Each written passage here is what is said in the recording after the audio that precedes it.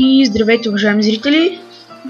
Понеже някои хора се питат, гледал съм го в коментари, така. Ето тук отдолу как примерно да ви изглежда не така, а на дълги размери. До тук примерно. Или пък да е по-малко. И точно за това ще направя клип, да ви обясня. Значи, цъкате тук свойства.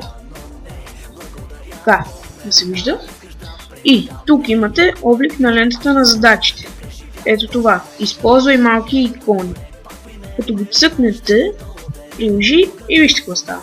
Ето така. Като го махнете,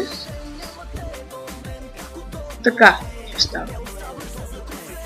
Ами ако го сложите така и така и цъкнете тук, винаги комбинирай, скривай етикети.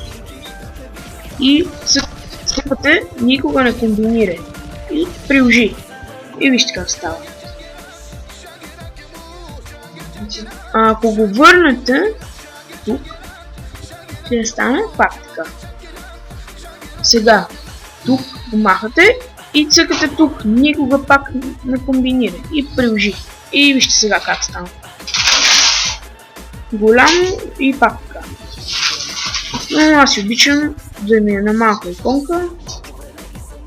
Така. И това беше. Дано съм ви помогнал. Аз пак бях Симон Иванов. И виждаме.